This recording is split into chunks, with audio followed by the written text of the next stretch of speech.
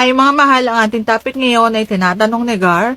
Ang tanong niya is, may posibilidad po bang makipagpalakpakan pa rin sa'yo ang isang babaeng naging asawa mo pero nagkahiwalay na kayo?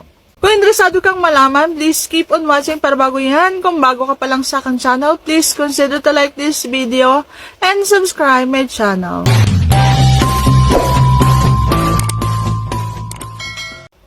Alam nyo guys, depende yon sa kung paano kayo nagkahiwalay. May nagkakahiwalay po na may galit sa isa't isa.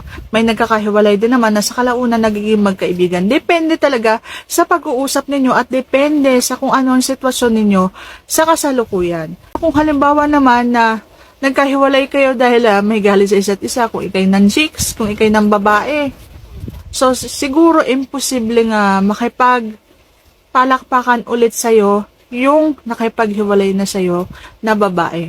Okay? So, depende talaga na sitwasyon yan. Kung halimbawa ako ang tatanungin, kung halimbawa makipagbalikan pa ako sa hiniwalayan ko na dahil ng babae, so, hindi na. Hindi na ako makikipagpalakpakan pa dun sa nahiniwalayan ko na tumira na ng ibang babae.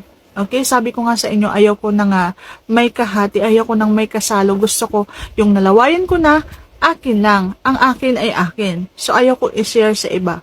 So, ganun yung pananaw ko. Kaya kapag halimbawa nga, ang aking partner is humanap ng iba, sumausaw na sa ibang bulaklak, so ayaw ko na nun. Ayaw ko nang sausawan kasi sinausaw niya sa ibang bulaklak na. So, ganun. So, sana naging maliwanag ang paliwanag ko. And if you like this video, please consider to like this video and subscribe my channel. Thank you for watching. See you on my next vlog.